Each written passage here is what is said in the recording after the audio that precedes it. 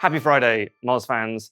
Today I want to talk to you about how I see the typical SEO playbook, what SEOs are actually going to do as part of a typical campaign, changing in this sort of new era of SEO, and especially top of funnel SEO, which is sort of being most affected by AI at the moment.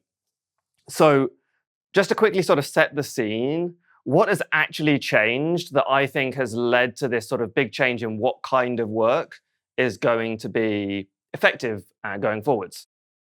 So this first stat, this comes from an AirOps study, and I'll link it. I'll link it below. Hopefully, this is actually a low-end stat. I'm going to talk about another study in a moment that has a higher version of this number. But they're saying that 85% of citations that they're seeing are from third-party sites. They're not from one of the brands that is actually interested.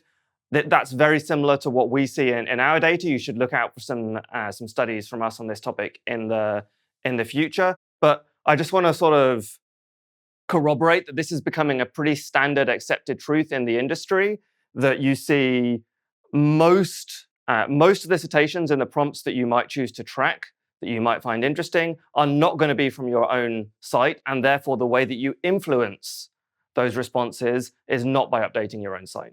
And then there's the traffic situation. So this may change over time, but most of the sites that I've seen sort of saw their AI traffic, by which I mean like Gemini and ChatGPT traffic, as opposed to traditional Google search. They saw that sort of peak at less than 2%, and if anything, it's now declining. So if you were looking at AI as a traffic source, for now you're probably going to be disappointed. Now, there is a caveat here, which is I'm not talking today about AI e-commerce and agentic e-com. Maybe this will change how we think about this picture. I'm focusing more on top of funnel. But in this case, if you're looking at appearing in responses, you're thinking mainly about sort of awareness and impressions. You're not perhaps imagining that that's going to directly send you traffic in the same way that top of funnel SEO might have done 5+ years ago. And then we're looking at grounded prompts as the main opportunity here. So I've done a Whiteboard Friday on this distinction in the past, so I won't talk too much about that now. But basically, when, for example, ChatGPT is conducting a Google search in the background, that's sort of your key opportunity to influence what that response is going to say about your brand and your products. So this is that other study I mentioned. This is from First Page Sage. Again, I'll try to link below. But they've categorized some of the main types of site that they see in citations. And again, this is pretty similar to what we see in our citation data as well. But I found this sort of categorization that they've done quite interesting. And you'll notice that by far the largest bar, I've combined what they called new media and traditional media, but this is basically journalistic publishing. That's by far the largest source. And then commercial and brand sites, potentially including you and all your competitors together, what would only be 5% in this particular data. And as I say, this varies from study to study, but it sort of aligns with what we've seen, with what that AirOps study showed. So this is a consensus that really what you put on your own site and your sort of first-party content strategy efforts are relatively narrow in terms of what they're going to affect here. And that makes sense if you think about it. Because if ChatGPT is grounding on not just one whole page of Google search results, but several pages of Google search results, the chance that if they look at 10 different SERPs on 10 results each, the chance that you're more than one result per SERP is pretty low, right? Unless they're looking at like very, very heavily branded queries.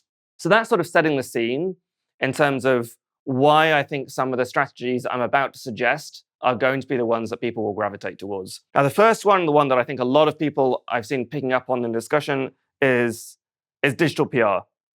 Except you might have been thinking of digital PR up until now, particularly if you've been in SEO for a while, as sort of being synonymous with maybe white hat link building.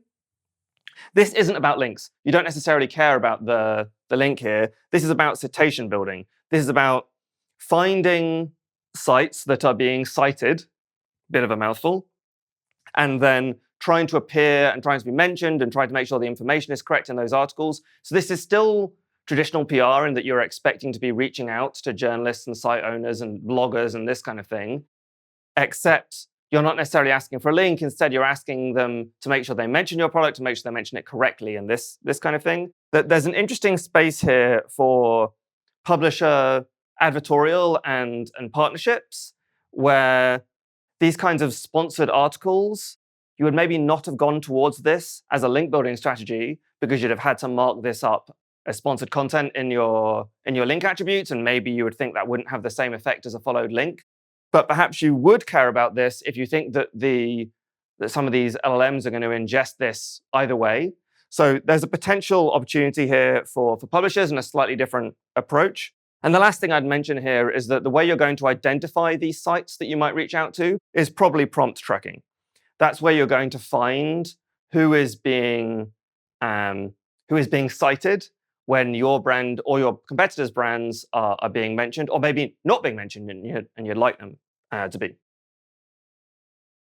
Number two, on a similar vein, is what I'm calling Barnacle SEO. So you might have heard this phrase in the past when talking about heavily branded SERPs. So for example, if you Google search Moz, you would expect to see, yes, moz.com, but you'd also expect to see our social profiles.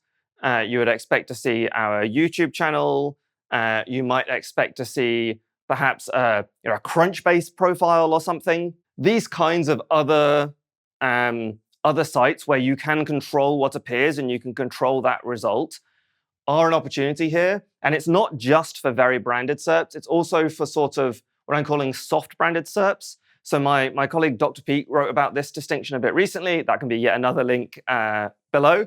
But the idea here is that there's a lot of prompts are not explicitly branded, but do kind of beg a brand in their response. If I say, what is the best phone for filming video? Okay, that isn't a branded prompt, but clearly the response is going to mention a brand. And when you have prompts mentioning a brand or especially a specific product, some of these Barnacle sites can be important again.